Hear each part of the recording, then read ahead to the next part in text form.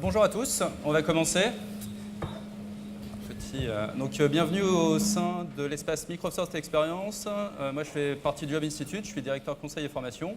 Et on va parler de 3 sujets aujourd'hui qui sont d'actualité et aussi un peu du futur. Donc une partie qui va être autour de l'intelligence artificielle, une partie autour de ce qu'on appelle les chatbots. On va parler aussi de réalité augmentée et aussi de ce qu'on appelle le Real-Time Social Media Analytics.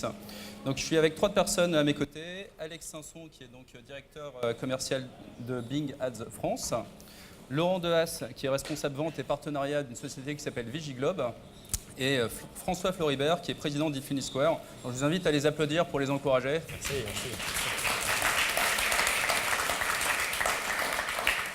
Et petit détail technique, les présentations vont se faire sur une Surface Hub, qui est en fait un écran tactile pensé par Microsoft et qui fonctionne sur Windows 10 et qui est pensé notamment pour les réunions. Donc on va laisser notamment comme ça. Vas-y. Allô. Bonjour à tous. Je me rapproche de la machine. Donc Alex Sanson, directeur commercial chez Bing Ads France.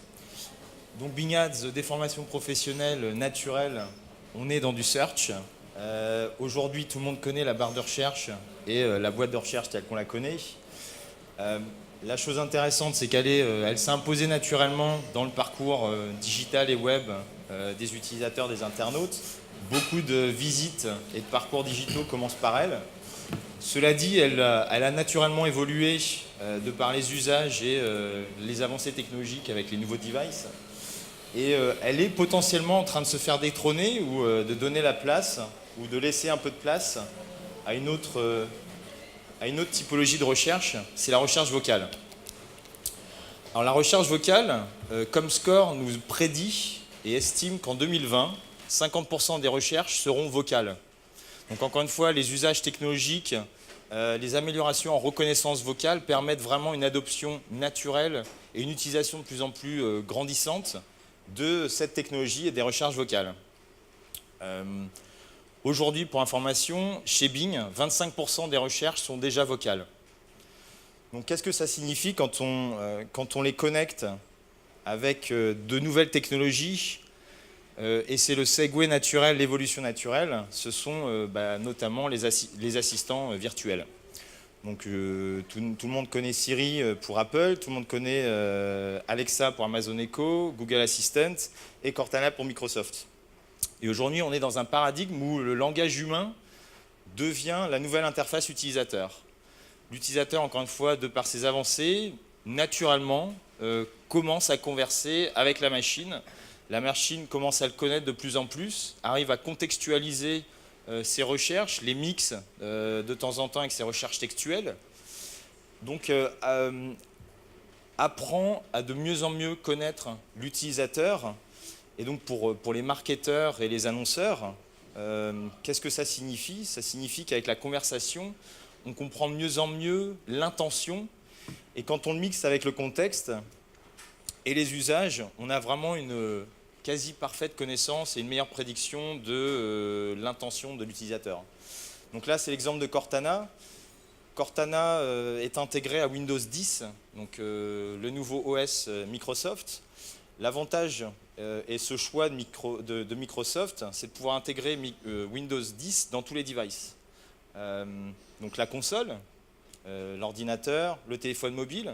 Donc ces devices ont des usages assez différents. La console dans son salon en mode Media Center pour regarder un film, Netflix, jouer à la console, jouer en ligne, l'ordinateur, bureau, utilisation naturelle à la maison, et le mobile, on the move dans la voiture, en déplacement, etc., etc. Donc encore une fois, toutes ces interactions avec l'alliance de l'intelligence artificielle permettent de mieux contextualiser, mieux comprendre l'utilisateur et de pouvoir mieux prédire et pouvoir mieux lui offrir ces retours, ces informations dans les conversations.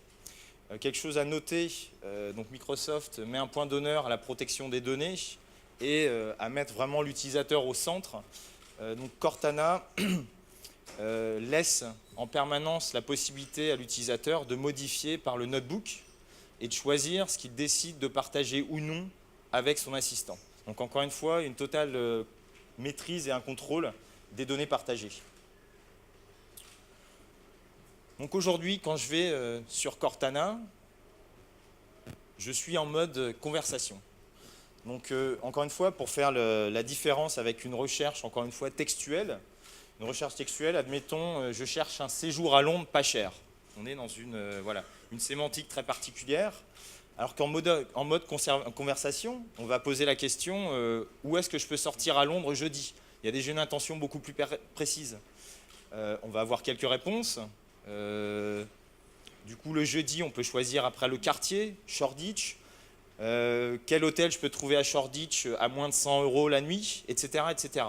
Alors que dans une recherche textuelle, vous êtes à choisir votre destination, le moyen de locomotion, etc. C'est souvent, tout le monde, j'imagine, a été dans cette situation, à faire ce type de recherche pour des vacances et même des week-ends en quelques heures, voire quelques jours. Alors qu'en mode conversation, vous y êtes extrêmement rapidement, l'intention est là. Et encore une fois, le machine learning fait qu'on comprend mieux, on connaît mieux l'utilisateur et on apporte les meilleures réponses. Donc aujourd'hui, maintenant, avec un langage humain qui devient une nouvelle interface utilisateur, un mode vraiment conversationnel, qu'est-ce que ça signifie pour les marketeurs? Quelles sont les opportunités de s'intégrer potentiellement dans ces conversations, développer un engagement clair et naturel avec ses utilisateurs et leur apporter les réponses et les services adéquats. Donc je vais vous passer une vidéo, un concept intéressant qui est en train de développer Microsoft. Je vous passe la vidéo.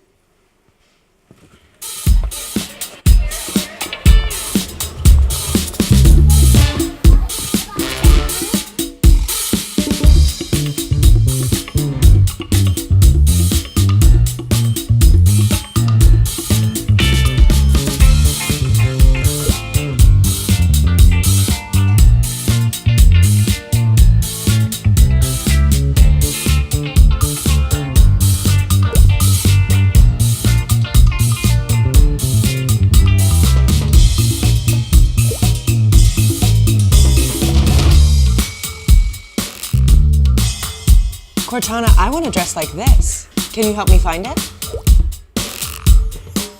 I like this one. Yes, please. Can I get it in a size 6? Cool. Cortana, please give them my payment and shipping info.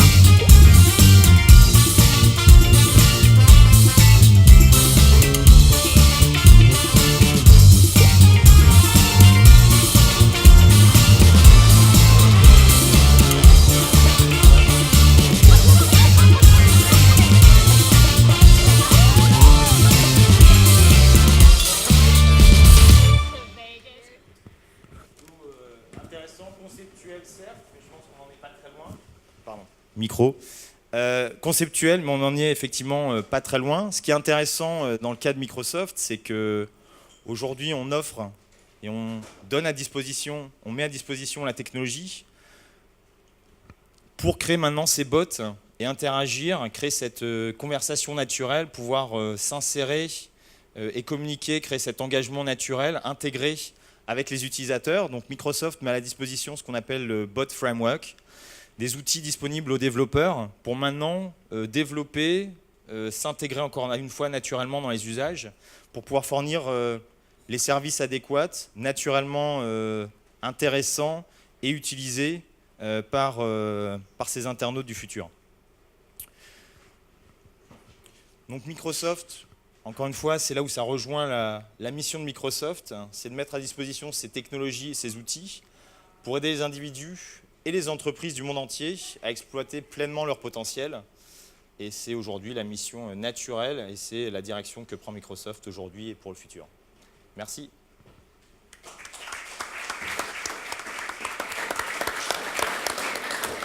On peut prendre quelques questions si quelqu'un a des questions à poser. Personne. Très bien. On va enchaîner du coup avec Vigiglobe. Merci.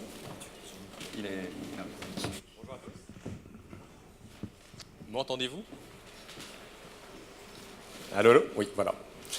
Eh bien, bonjour à tous et toutes. ça le compte, c'est génial. Je suis ici pour vous parler donc de Real-Time Social Media Analytics et j'espère vous donner une vision un peu différente de ce que vous avez l'habitude de voir à propos des réseaux sociaux. Moi, je vais vous parler de ça. Ça, c'est par exemple Twitter en temps réel, 5000 messages secondes. Et pour des marketing, pour des marques, il y a pas mal de challenges. On va vous aider à pouvoir justement répondre à ces challenges à trois niveaux.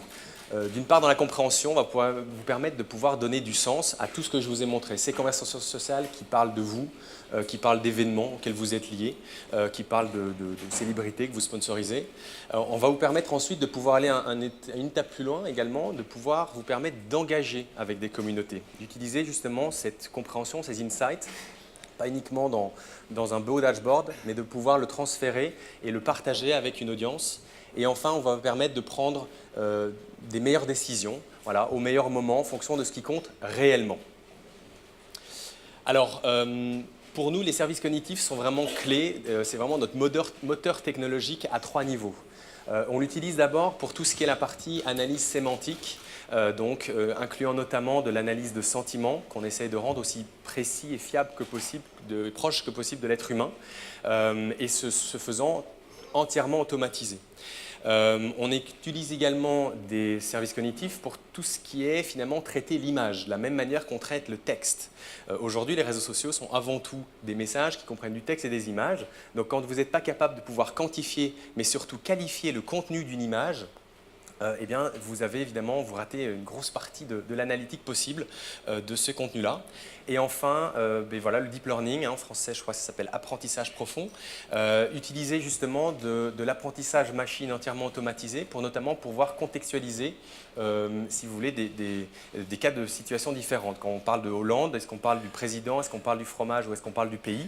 On est capable aujourd'hui, en utilisant le deep learning, de pouvoir entièrement créer ces 3 mondes-là de manière totalement automatique.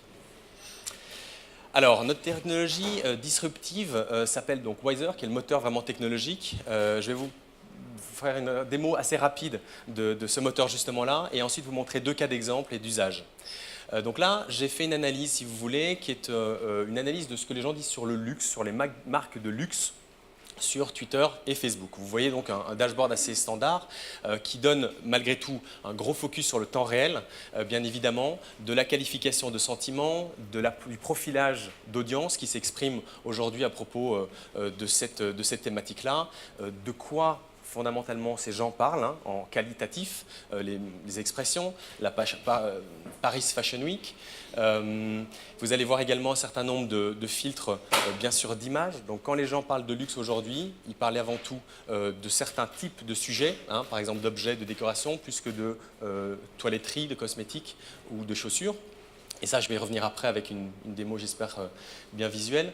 Vous êtes capable de pouvoir aussi identifier des flux de messages, bien sûr, curés, mais aussi qualifiés en fonction, par exemple, du degré d'influence, du degré de popularité de certains messages, certains auteurs, de trouver l'origine géographique, de pouvoir aussi détecter les marques et de comparer des marques. Donc ici, si vous voulez, j'analyse différentes marques et je vois qu'on parle aujourd'hui plus de Chanel que de Saint-Laurent, mais un peu plus positivement de Saint-Laurent que de Chanel par exemple. Et donc cette vidéo va remonter gentiment pour me montrer la démo justement de la technologie Microsoft qu'on utilise notamment pour pouvoir nous aider à reconnaître, à qualifier les images. Donc là, si vous voulez, j'ai joué justement avec les filtres pour vous montrer uniquement des images en temps réel de gens qui parlent du luxe avec des images de chaussures. Je vais par exemple vous changer le filtre et je vais vous montrer par exemple ce que les gens disent à propos, voilà, de vêtements. Et donc vous allez voir que l'entièreté du dashboard s'ajuste pour vous montrer des images de vêtements. Et donc là, évidemment, au-delà de la réputation en e-réputation de marque, je suis même capable de pouvoir vous donner des hiérarchies, si vous voulez, de marques, quand les gens parlent d'un sujet, et ne parlent pas forcément que en sémantique, mais aussi en images, d'un sujet comme le luxe. Donc voilà, je vais vous montrer ça. Je clique sur par exemple les images de cosmétiques. Vous allez voir uniquement des images de cosmétiques. Et bien aujourd'hui, les gens qui parlent sur les réseaux sociaux de cosmétiques, avec des images de cosmétiques qui plus est, parlent avant tout de Givenchy plus que de Dior ou de Guerlain. D'accord ? Et vous pouvez ensuite, après, avoir l'entièreté des autres analytiques que je vous ai montrées. Alors j'ai 2 cas d'usage à vous montrer.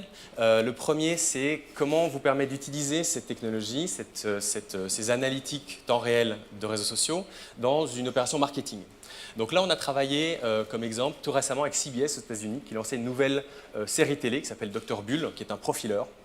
Et on a permis à CBS d'offrir à son caractère principal, Dr Bull, de profiler les gens, de faire de l'analyse psychanalytique, si vous voulez, des tweetos en temps réel, pour pouvoir engager avec cette audience. Donc si vous voulez, vous aviez Dr Bull qui envoyait un call to action en disant voilà, chers volontaires, participez, tweetez Dr Bull reads you, et en les quelques secondes, nous analysions sur base d'un certain nombre de critères, votre sentiment moyen, votre niveau d'engagement, votre niveau d'activité, le type de contenu de ce qui vous passionne, et on est capable de pouvoir ensuite vous donner, Dr Bull vous donnera votre profil dans un but évidemment de sharer, de partager et de rendre virale évidemment cette expérience. Alors on est capable de pouvoir traiter n'importe quel type de support, donc d'envoyer des analytics sur du support télé, des supports out of home ou des supports évidemment de type social room ou même sociaux bien sûr. Alors mon deuxième cas d'usage pour des experts en marketing que vous êtes, c'est notre produit qui s'appelle Trigger, qui permet d'exploiter toute la puissance de ces analytiques en temps réel venant des réseaux sociaux et de pouvoir les transformer en déclencheurs d'alerte, ce qu'on appelle le data-driven alerting. Donc on va analyser ce que des gens disent sur par exemple certaines thématiques. On va permettre de quantifier, qualifier, de déceler quand par exemple certaines populations, par exemple des femmes, parlent particulièrement positivement de certains sujets. Et quand ce scénario-là va se produire, on va vous envoyer une alerte qui va permettre éventuellement de pouvoir prendre des décisions de type j'envoie une campagne digitale ou je décide de lancer un plan commun. Pour exploiter ou illustrer ce sujet, je vais vous montrer le cas de Danone, qu'on a travaillé avec notre partenaire TVTY. Danone voulait lancer une grande campagne de pub, si vous voulez, au Royaume-Uni, et pour son produit Actimel, qui facilite le transit intestinal.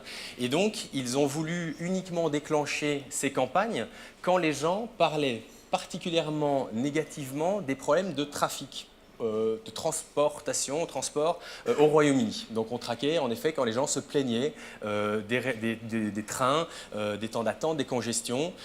Et quand il y avait un buzz qui était particulièrement fort, on permettait à Danone de diffuser, d'inonder, si vous voulez, les banners de pub digitale, parce que vous cibliez les gens au bon moment.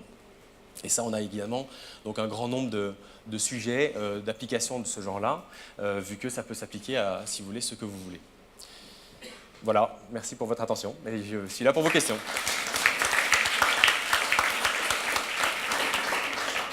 On peut prendre des questions aussi. Est-ce que quelqu'un a des questions? Non. C'est très silencieux. Ouais. Merci beaucoup en tout cas. Merci. Du coup, maintenant qu'on a compris que le temps réel ne faisait pas peur à gérer, on va passer sur un sujet qui est un petit peu plus avancé encore, qui est la réalité augmentée. Merci Mathieu, bonjour à tous, à toutes. Nous sommes...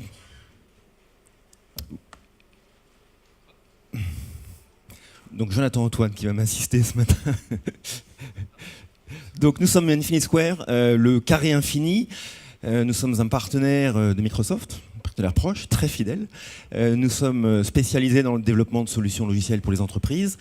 Nous sommes positionnés sur l'innovation, sur les nouvelles technologies, notamment, pas seulement, mais notamment les nouvelles interfaces utilisateurs.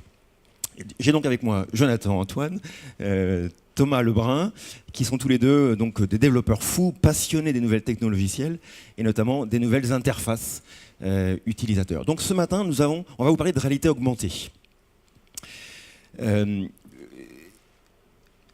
La réalité augmentée, donc, c'est une technologie donc, développée par Microsoft Research qui n'est pas encore disponible sur le marché, qui est sur le point de l'être. Ce que nous allons vous montrer ce matin, c'est un prototype développeur. D'accord ? Bien. Alors, la réalité augmentée, qu'est-ce que c'est ? On passe ? Vous connaissez sans aucun doute la réalité virtuelle. Vous avez probablement essayé un masque de réalité virtuelle, un casque de réalité virtuelle. Je mets ce casque étanche, si l'on peut dire, et puis je suis coupé du monde réel autour de moi et je suis transporté dans un monde fictif, un monde virtuel. Je perds notion de ce qui se passe autour de moi, mais je suis donc immergé dans un environnement virtuel. Les champs d'application de ça, c'est par exemple le jeu vidéo immersif, hein, ou bien alors pour simuler des scènes ou des situations qu'il est difficile ou dangereux de reconstruire. Hein, par exemple, pour apprendre à piloter un avion. Typiquement. Bon, très bien. Donc ça, c'est très intéressant. Mais il y a un inconvénient. L'inconvénient, c'est que vous êtes coupé du monde réel. Vous ne voyez plus les gens autour de vous, vous ne pouvez plus interagir avec les gens autour de vous. Et vous pouvez, par exemple, eh bien, ne pas remarquer que quelqu'un vient juste de passer à côté de vous. Bon. La réalité augmentée, c'est tout à fait différent. La réalité augmentée, je mets des lunettes, comme des lunettes de vue, ou des lunettes de soleil, hein, si l'on peut dire. Donc je reste, je ne suis pas coupé du monde réel, hein, je continue à voir l'espace autour de moi, je continue à vous voir, je vais pouvoir continuer à interagir avec vous, que vous ayez ou non d'ailleurs des lunettes HoloLens sur vous. Mais attention, je vais pouvoir faire des choses assez étonnantes. Je vais pouvoir faire venir des objets virtuels 3D, donc des hologrammes, et je vais pouvoir agir sur ces hologrammes, je vais pouvoir les positionner dans la pièce, je vais pouvoir les déplacer, je vais pouvoir en faire le tour, les regarder de différents points de vue, je vais pouvoir même regarder à l'intérieur. Fascinant, n'est-ce pas? Voilà. Alors, plutôt que de vous en parler trop longtemps, on va vous faire une petite démonstration. Vous allez pouvoir voir ce que l'on peut faire avec cette technologie. Vous allez pouvoir voir par exemple, ce que l'on peut faire dans cette pièce avec cette technologie. Alors, comme on a quelques minutes, on a imaginé un scénario simple, mais qui illustre un exemple de cas d'usage de cette technologie. J'ai oublié effectivement un point, merci Jonathan, j'ai oublié de présenter le produit HoloLens, excusez-moi, donc petit pas en arrière. HoloLens, effectivement, comment est-ce que l'on peut, j'expliquais qu'on manipulait des hologrammes dans l'espace réel, comment est-ce possible? Eh bien c'est possible parce que HoloLens, c'est un ordinateur mobile, autonome, donc qui embarque cette technologie de projection et de manipulation des hologrammes. C'est un ordinateur qui fonctionne donc en mode connecté ou déconnecté, ce qui fait que je pourrais par exemple l'utiliser dans des endroits où il n'y a pas d'accès réseau. Il n'a pas besoin donc d'autres périphériques ou d'autres devices. Il est équipé de processeurs, il est équipé de batteries, de mémoire, de caméras, de capteurs infrarouges, un ordinateur à part entière. Je vais interagir avec cet ordinateur par la voix ou par le geste. D'accord ? Voilà, merci Jonathan, j'avais oublié cet aspect-là. Sommes-nous prêts pour la démo ? Bon, très bien, allons-y pour la démo. C'est beaucoup mieux que d'en parler. Ce petit scénario dont je parlais, qui va donc illustrer un exemple parmi d'autres. Jonathan est directeur marketing d'une grande entreprise de renom. Il travaille sur la préparation de la convention annuelle des utilisateurs des produits de l'entreprise, donc un événement très important qui rassemble des milliers et des milliers de prospects, de clients, etc.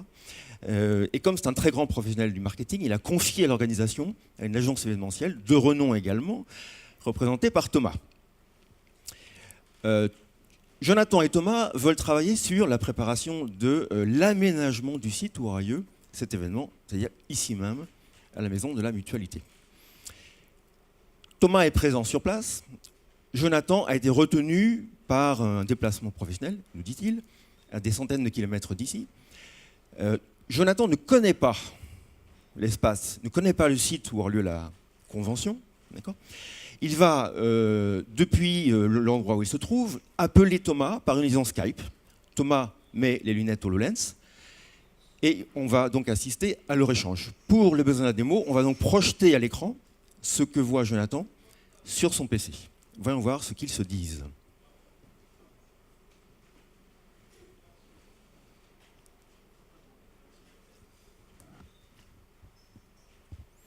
Bonjour Thomas, ça va bien ? Très bien. Dis, je suis coincé là aux Caraïbes et il faut qu'on avance vraiment sur la convention. Est-ce que tu pourrais montrer un petit peu à quoi ça ressemble, s'il te plaît ?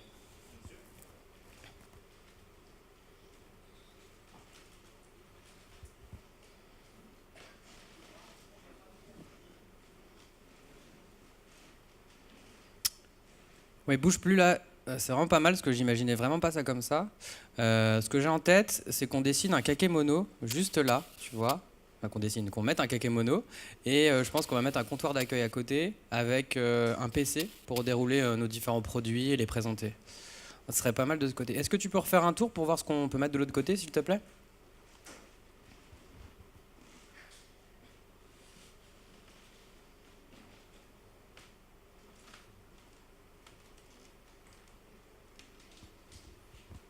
Attention de ne pas te cogner sur le kakémono.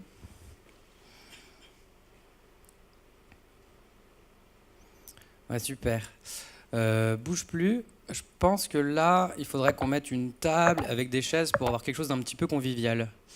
Je pense que tu as tout ce qu'il faut. Est-ce que tu peux continuer pendant que je vais à la plage en réunion ? Merci.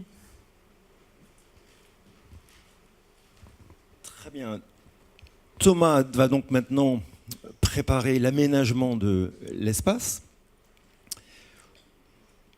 Donc là, nous reprojetons à l'écran ce que voit Thomas directement dans ses lunettes. Donc il y a des caméras qui filment ce que voit Thomas à travers des lunettes. Le flux vidéo est envoyé par liaison Wi-Fi sur ce PC, et donc c'est ce que l'on projette ici. Ce que vous allez voir,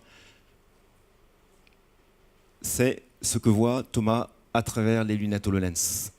Pour faire l'aménagement, Thomas a lancé donc une application développée par Infinity Square, magnifique. L'application va commencer par faire un scan 3D, donc une reconnaissance géométrique 3D de la pièce. C'est le maillage que vous voyez là.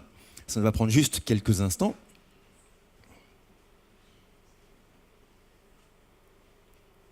Voilà. Le scan est réalisé. L'application, maintenant, connaît l'espace réel, connaît ses dimensions, sait où se situe le sol, le plafond, les murs, mais connaît également les objets réels qui sont dans l'espace. Et également les personnes, les gens. Voilà. Cette application, donc, Thomas dispose d'un menu, comme on aurait exactement dans son bureau Windows ou Mac. Il dispose d'un catalogue d'objets, de meubles. Il peut le feuilleter très simplement en cliquant sur les flèches. Voilà.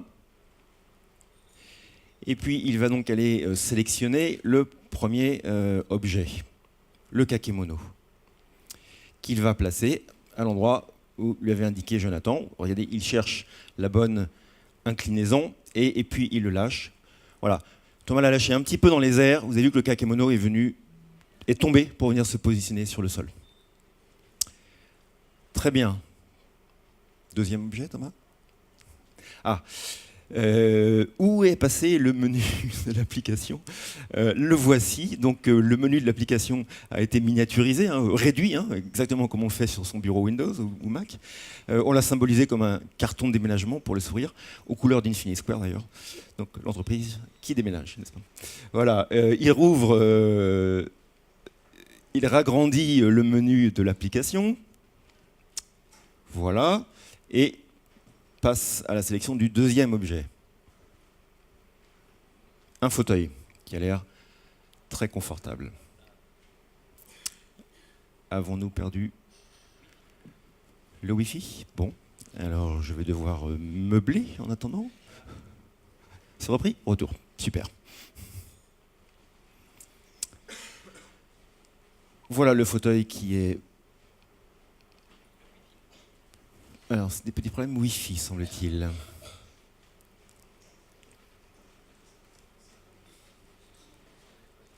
Retour. Donc, tu as positionné le fauteuil, positionné une petite table basse.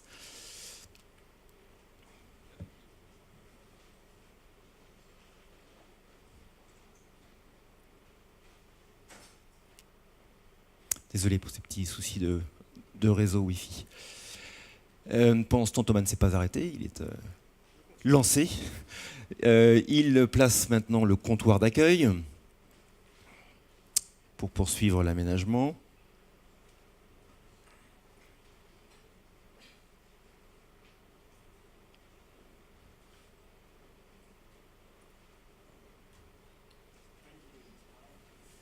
bon, c'est les joies de la démo live. Donc le comptoir d'accueil est positionné.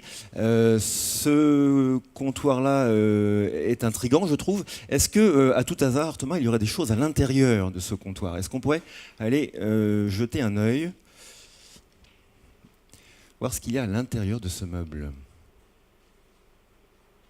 Ah, en effet, dans le tiroir supérieur, il y a bien 2 objets qui ont été placés, des lunettes HoloLens et puis un guide utilisateur InWink. Vous voyez, on peut regarder à l'intérieur de l'objet.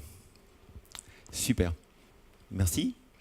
On passe maintenant au PC à positionner sur le comptoir. On rouvre donc le menu.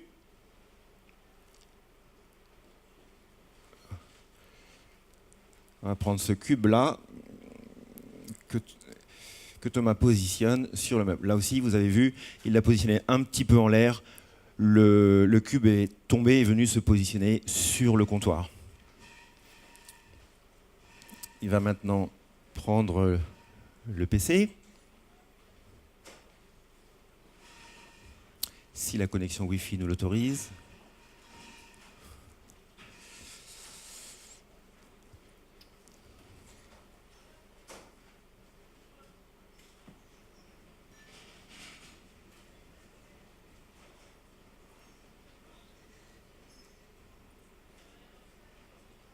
Bon, on a perdu la connexion Wi-Fi à nouveau.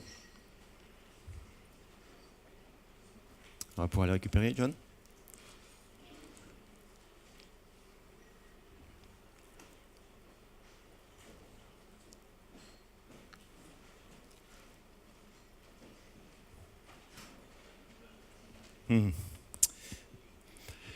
Les joies du direct, en effet.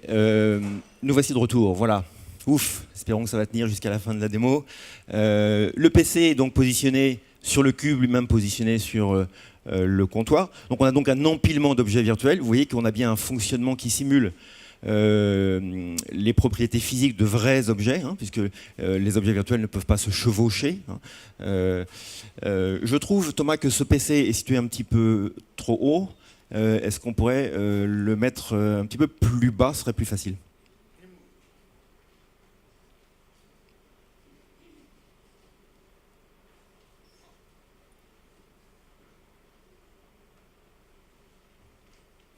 Donc l'effet recherché est passé à côté.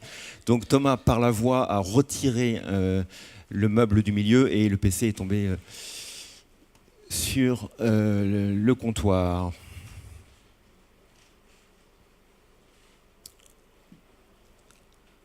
Voici le retour. Alors, difficile.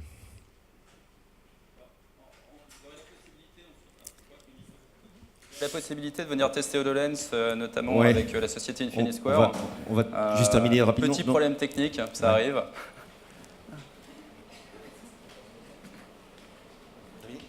Bon, donc désolé pour ces petits problèmes de réseau Wi-Fi. J'espère quand même que vous avez compris le concept. Vous avez vu qu'on a manipulé des objets virtuels en simulant un fonctionnement d'objets réels. Ces objets virtuels répondent à la gravité, ils se positionnent dans l'espace réel. On simule donc au travers de ces objets virtuels un fonctionnement réel. Voilà. Ce scénario qu'on vous a présenté, on peut facilement l'imaginer dans un contexte grand public, hein, c'est-à-dire que un annonceur met à disposition son catalogue de meubles avec une application. Je suis à mon domicile, dans une pièce que je souhaite rénover, je mets les lunettes HoloLens, je lance l'application de mon fabricant préféré, j'aménage mon espace. Chemin faisant, si j'ai besoin de l'assistance d'un conseiller clientèle, eh bien, par Skype, j'appelle le centre de relations clients. J'ai au bout de la liaison un conseiller qui ne connaît pas évidemment ma pièce, mais qui va pouvoir la découvrir au travers de mes lunettes HoloLens et donc m'assister dans cet aménagement virtuel.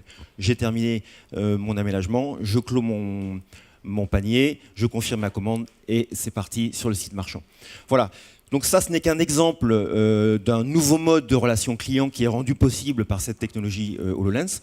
Le champ des possibles, évidemment très très vaste, vous l'avez deviné, dans nombreux métiers, nombreux domaines.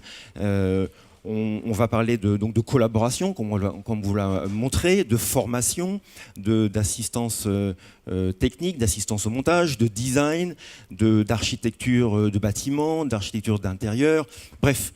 De nombreuses possibilités d'usage. Il suffit de laisser venir les idées et HoloLens le rendra possible. Voilà, on a terminé. À nouveau, désolé de ces problèmes de démo. John, passe là. Si vous voulez essayer, effectivement, comme l'a rappelé Mathieu, et vous rendre compte par vous-même, c'est encore plus spectaculaire quand on les met soi-même. Si vous voulez donc essayer par vous-même, venez nous voir sur notre stand.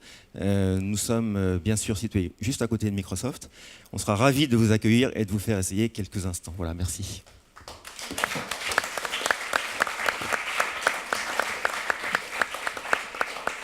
Alors, je vous incite fortement à venir essayer parce que c'est vraiment impressionnant, notamment ce qu'on appelle la spécialisation. Donc, petite conclusion, là on a vu 3 choses. Donc, Microsoft, notamment avec Bing, nous a présenté notamment des choses autour de l'intelligence artificielle, le fait que ça va être intégré dans plus en plus de plateformes. On a parlé des chatbots et aussi notamment de nouvelles interfaces sur la partie interface à la voix. On a vu qu'on pouvait gérer du temps réel et qu'on pouvait notamment gérer ce qu'on appelle des triggers qui vont déclencher des campagnes grâce à ce qu'on observe en temps réel, et aussi une nouvelle technologie qui va permettre de changer la façon dont on gère l'expérience utilisateur. Donc j'espère que ça vous a passionné. Il y a beaucoup de sujets sur le terrain et on remercie aussi Microsoft d'avoir accueilli ce workshop. Merci.